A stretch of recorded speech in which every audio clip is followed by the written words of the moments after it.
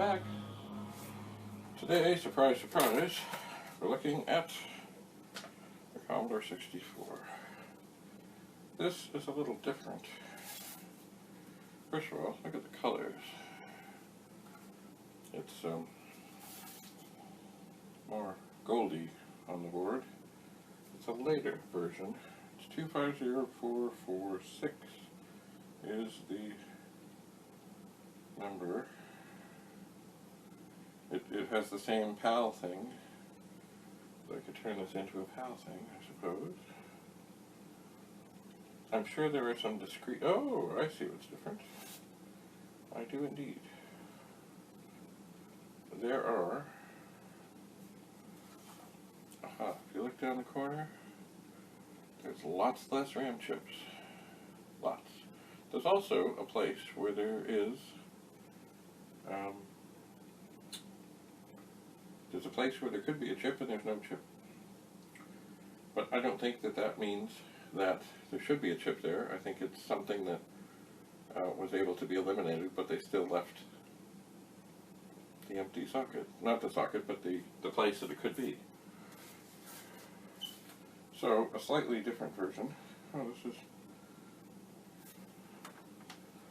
That one was 1984. This one is 1986. Well, now, but does it work? That is the question. There is no SID chip in this.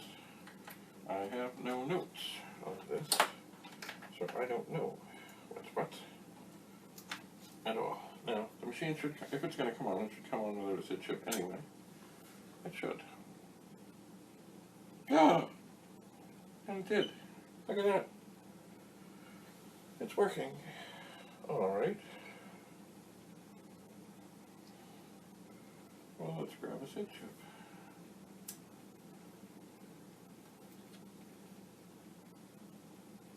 Pop it in ever so carefully. And turn it back on. And it still comes up. This, too.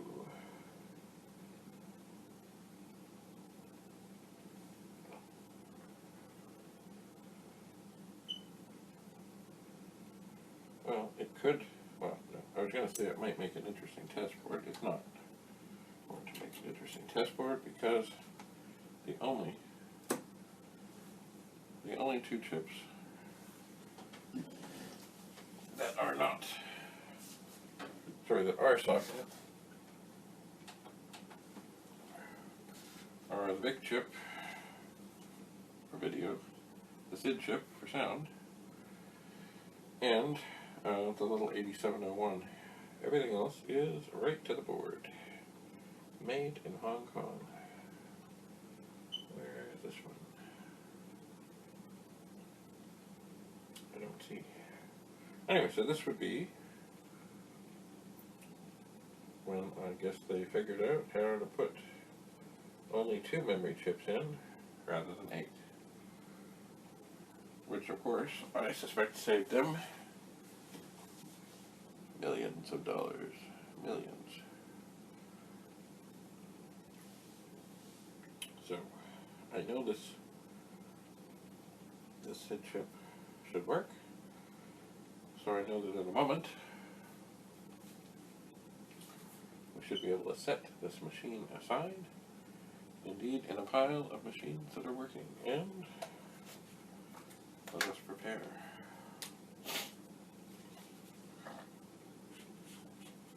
December 2019 works.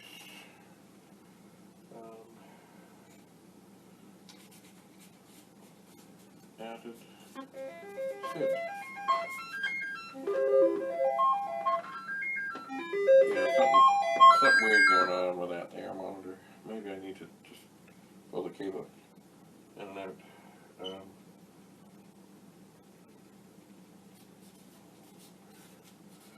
it's a 1986 board.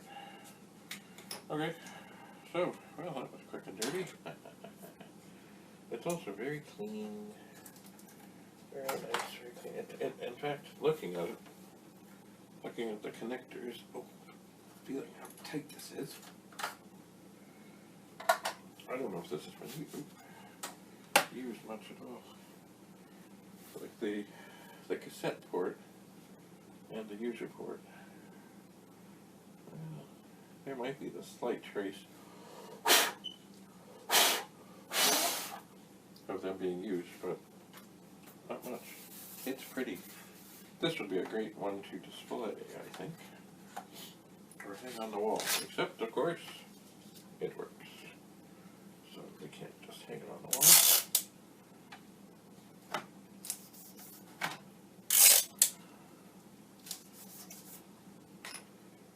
We cannot. So there. I guess one thing about these would be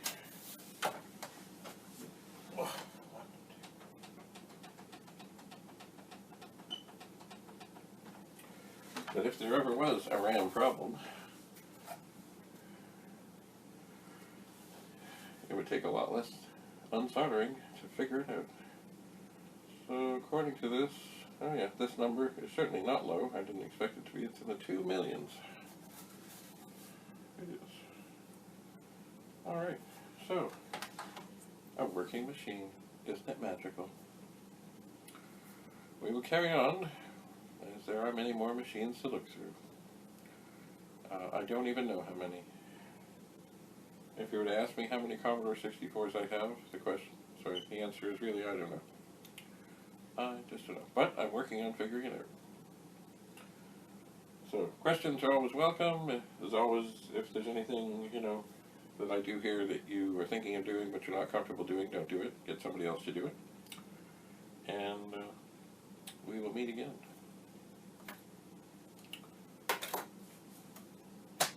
That was easy. Bye for now.